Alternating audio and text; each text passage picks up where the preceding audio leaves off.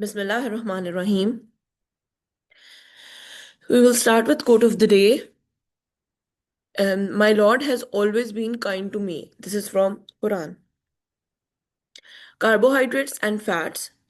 Today I will be presenting this topic. I am Dr. Taimia Ayub, FCPS trainee at Institute of Public Health, and I will be presenting this topic under the kind supervision of Professor Dr. Saira Afzal. So this is the outline of today's lecture. We will start with the overview of macronutrients, then classification of carbohydrates, classification of fats and their dietary sources. Then we will follow global burden related to the carbohydrates and fats and how they are causing different diseases, levels of prevention, global and national situation, SDGs and nutrition, recent update, and at the end we will do multiple choice questions. These are the learning objectives of today's lecture. So what are the macronutrients? Macronutrients are nutrients required in large amount to provide energy, structural components, regulation of metabolic processes. Three major macronutrients are there: carbohydrates, fats, and protein. In this lecture today, we will be focusing on carbohydrates and fats.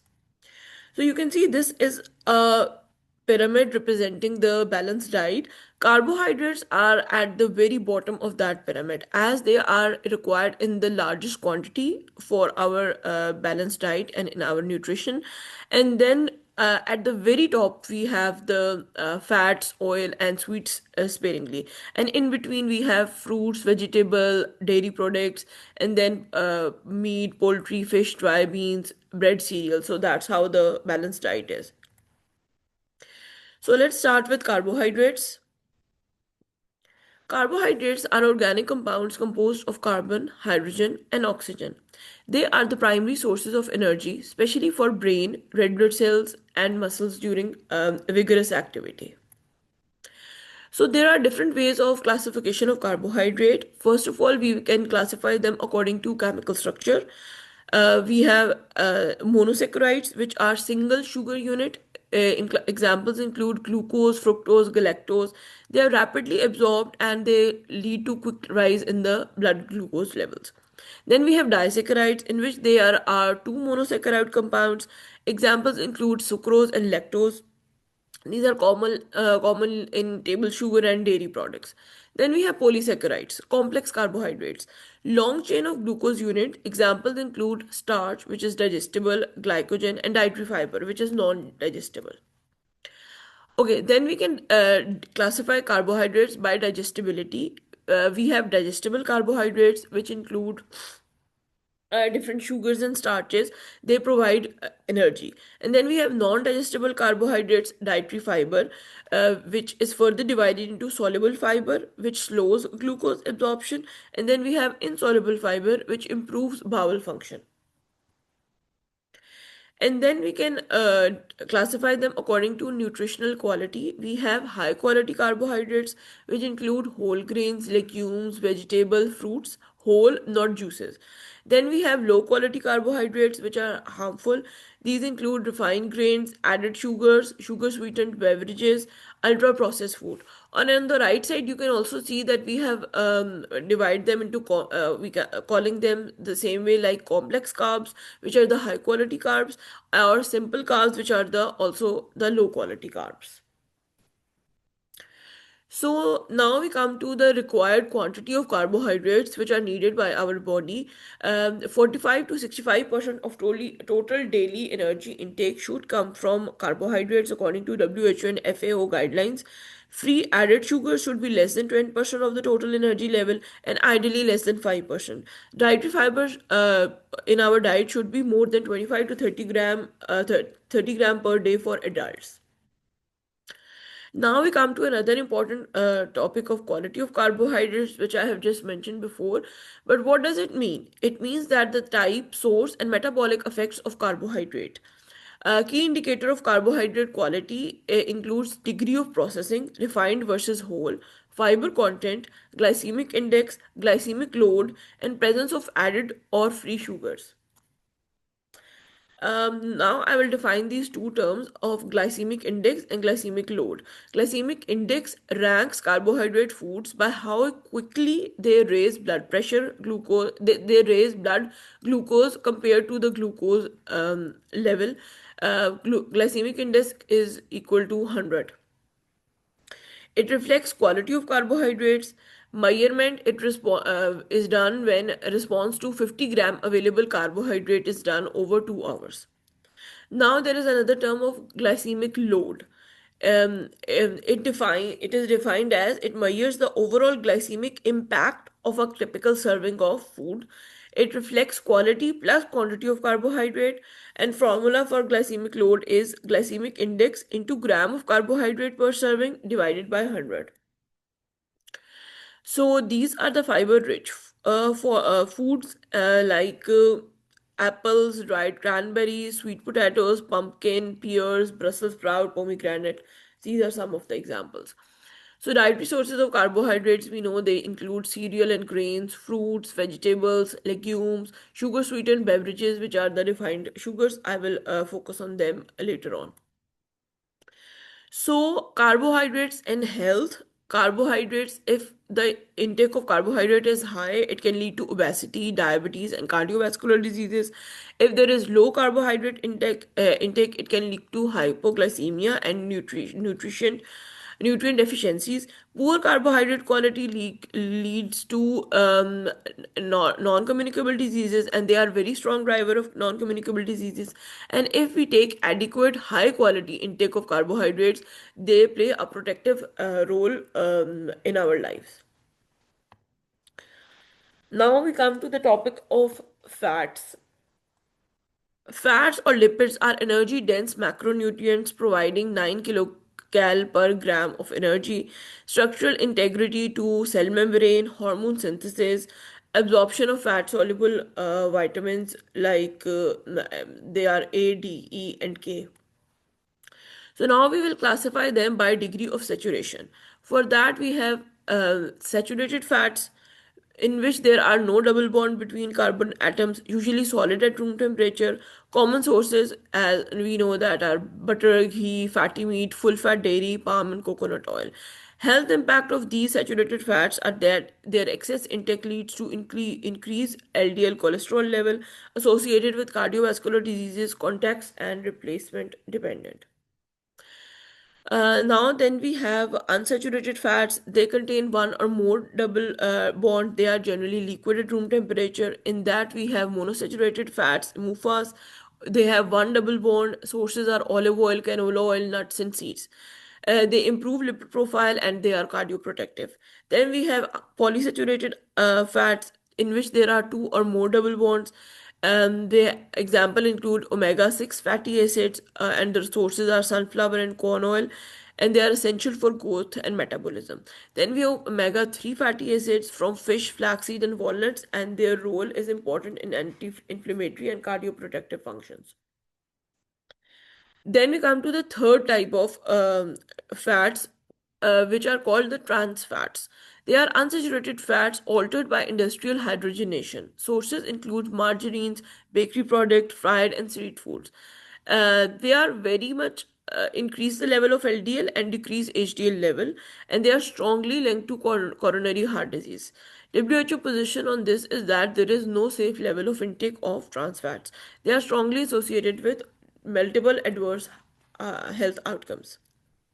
So now we are classifying fats by sources. We have animal source fat and plant source fat. In animal source, we have butter, ghee, meat, which are higher in saturated fats. With with plant fats, we have vegetable oil, nuts, and seeds. They are mostly unsaturated except coconut and palm oil. Now we come to classification of fats by function. We have essential fats which cannot be synthesized by the body, includes omega-3 and omega-6 fatty acids. Then we have non-essential fats which can be synthesized by indigenously in the body, include saturated fats. So these are some example of saturated fats which should be taken up to a very certain limit. They include mostly sources of animal fats, and then processed fats, and then also there is coconut oil is also in these. Trans fats are found in fried foods, commercial baked products, processed food, and margarine, as just explained. So, dietary sources of fats include oils and ghee, nuts and seeds, dairy products, meats, and processed food. And even in, yes, in fatty meat or in fish also. Okay, so when we consume fats, these they are stored in different types of lipids in our bodies. There are simple lipids, which are also example include triglyceride, which give us energy. Then we have complex lipids in our body, for example, phospholipids, which have a key role in maintenance of cell membrane. Then we have derived lipids, which include fatty acid and cholesterol, which are important for in hormone synthesis and for bile. And then we have lipoproteins like LDL and HDL, etc., which plays a very important role in lipid transport. And finally, we have bioactive lipids, eicosanoids, which play role in inflammation. And if there is dysregulation of fat in our body or lipids in the body, this leads to dyslipidemias. They are the abnormal level of lipids or lipoproteins in blood, increasing the risk of atherosclerotic cardiovascular disease. So what there are different types. In hypercholesterolemia, we have increased LDL and with very high risk of CVD, cardiovascular disease. Then we have hypertriglyceridemia, in which there are high level of triglyceride. Then we have mixed lipidemia, in which there are both LDL and triglyceride increase, and this leads to very high risk of cardiovascular disease. And if the LDL HDL level is low, again cardiovascular disease risk is high, as HDL level is protective. Increased HDL level is protective for our heart. And then we have atherogenic dyslipidemia, in which there is combination of different conditions, and the cardiovascular disease risk is also high. So, in summary, carbohydrates, fats leads to development of different non-communicable diseases. High intake of poor quality carbohydrate and unhealthy fats is linked to type 2 diabetes, ischemic heart disease, stroke, and certain cancers. Protective diet emphasize whole grains, fibers, and unsaturated fats. So now we will apply the level of prevention. I will simply follow the three levels of prevention of primary prevention, secondary, and tertiary prevention. So, for primary prevention, we have population level interventions, promotion of balanced diet, reduction of sugar sweetened beverages, elimination of industrial trans fat, nutrition labeling, and taxation policies. And at individual level intervention, we have healthy food choices, physical activity, and behavioral change communication. For secondary prevention, again, there is early detection and intervention. Screening should be done for obesity, dyslipidemias, and prediabetes, dietary counseling for at risk individual, and lifestyle modification programs. In tertiary prevention, we have management of complication like diet therapy in diabetes and CBD, lipid lowering strategies, long term dietary adherence, prevention of disease progression, and disability. Policy and public health action, food reformulation strategies, front of pack labeling, regulation of marketing to children, and school nutrition program. So now we will talk about the global situation. Epidemiology and global burden. Global dietary patterns have shifted towards high refined carbohydrates, high saturated, and trans fats. A major contributor to obesity epidemic, diabetes, cardiovascular diseases, low and middle income countries face a double burden of undernutrition and diet related NCDs. Okay, so this is a very interesting diagram which I found, which is showing us share of dietary energy supply from carbohydrates versus GDP per capita in 2022.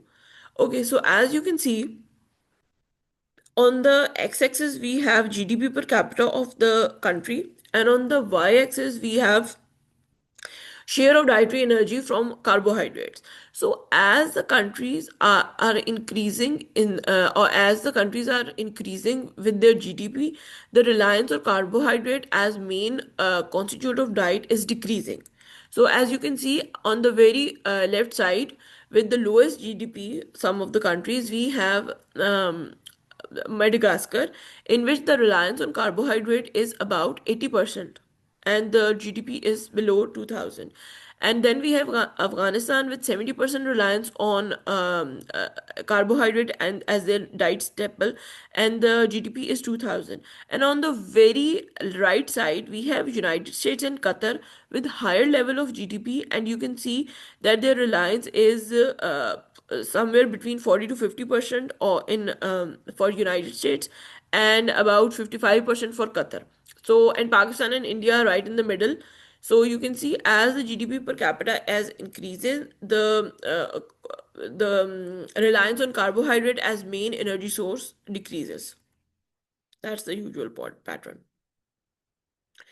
Okay, so again, this is the daily supply of calories measured in kilocals. Again, it is showing us that the countries with the highest um, okay, so the green color are showing the plant food and the reliance on plant food. Similarly, meat is in brown and dairy products are in blue, and so on. So you can see in India, as they are vegetarian diet, 87% of the calorie supply is by the food group. Very little is from the meat group, and then some from dairy and other parts. And then we have countries like Australia and United States where the reliance on plant food is decreased. It's about 72%. Meat is one of the major supply with 13%, followed by dairy products. So it also depends on the food trends and the cultural context. Uh, how do we consume calories? Similarly, this is the daily per capita fat supply in 2022. Average daily per capita dietary fat supply measured in grams per person per day. So the red countries are the ones, the dark maroon countries and red countries are the ones which are they have very much high intake of per capita fat or fat related products. And in that those, one of the highest colored countries is United States, followed by Brazil and Australia, and in then we have parts of European countries. And for Asia and Middle East, we have Saudi Arabia in one of the darkest color. In Pakistan and India, the situation is somewhere in between, with 60 to 80 grams daily per capita fat intake. So SDGs and nutrition, SDG 2 and all forms of malnutrition, and then we have SDG 3.4, reduce premature mortality from NCDs, and healthy carbohydrate and fat intake is central to achieving both goals. Okay, so now we come to another very important topic of sugar sweetened beverages, SSBs. They provide high added sugar, low nutritional values. They are strongly associated with weight gain, type 2 diabetes, dental caries, particularly harmful in children and adolescents. This is the incidence of type 2 diabetes and CVD per 1 million adults attributed only to sugar sweetened beverages intake among adults in 184 countries in 2022. Okay, so on the left side, you can see this is the type 2 diabetes incidence cases per 1 million. So in Pakistan, about 700 to 1,000 cases of diabetes, type 2 diabetes per 1 million are attributed to sugar sweetened beverages. But the situation is very bad in Saudi Arabia, some parts of northern Africa, similarly in Mexico, and some countries in South America, where 1,300 to 1,600 cases per 1 million adults are only attributed to sugar sweetened beverages. Rest of the causes are there, but among all the causes, these are the number of people only linked with sugar sweetened beverages. Similarly, this is the cardiovascular incident cases per 1 million. Again, the situation is very bad, even in Pakistan. So in Pakistan, is in dark red color. Then we have Middle East, Northern Africa, Southern Africa. So in these 500 to 600 or plus cases of cardiovascular incident per 1 million are attributed only to sugar sweetened beverages. So the situation is very serious. And this is again some which is showing which countries consume the most sugary drink, and we just saw Saudi Arabia in both categories of type 2 diabetes and cardiovascular disease incidence. So they are fifth largest consumer of sugary drink. uh, similarly for Mexico and United States. So what international community is doing, they are putting sugar tax. As we just saw that Mexico is one of the largest consumers, so it has put 10% excise tax on sugar sweetened beverages, which led to significant reduction in beverages product purchases, especially among low income groups. Similarly, United Kingdom and South Africa have also introduced laws of reducing sugar content or reformulation of soft drinks. Sugar taxes reduce consumption of sugary drinks, encourage product reformulation, and shift consumer towards healthier alternative. They are most effective when they are about 10 to 20% of retail price and combined with nutrition, education, and labeling. This is also very important. So now we come to Pakistan. Similarly, Pakistan is experiencing a rapid nutrition transition like rest of the world. Increased consumption of refined carbohydrates, sugars, and unhealthy fats. Reduce intake of dietary fiber and healthy fats. This is a parallel to the urbanization, expansion of ultra processed food, and aggressive marketing strategies of sugar sweetened beverages. Then we have overweight and obesity burden related to diet related NCDs. Overweight and obesity prevalence is rising across all age group. Type 2 diabetes prevalence is in adult is among the highest in even in the world. Sorry. Cardiovascular disease account for 30 to 33% of all death nationally, and this is the major modifiable driver of the burden. So this is again about dietary patterns in Pakistan. So what Pakistan has done about trans fat, Pakistan has taken steps towards elimination of industrially produced trans fats. Regulatory action aligned with WHO replace framework.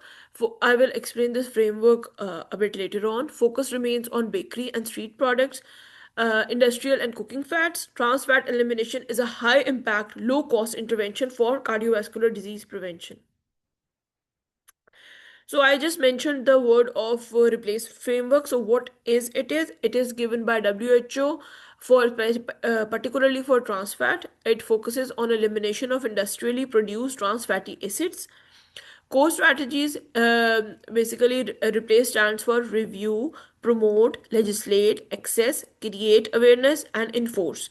Public health classification at it should population level and primary level intervention, and it focuses on reduction in cardiovascular disease and premature mortality. Then we have WHO Global Action Plan for the Prevention and Control of NCDs. It focuses on reduction of major NCD risk factors, including unhealthy diets and excess fats and sugars. Global targets include reduction in premature NCD mortality, SDG 3.4, and policy action on food consumption. This is an article which was published by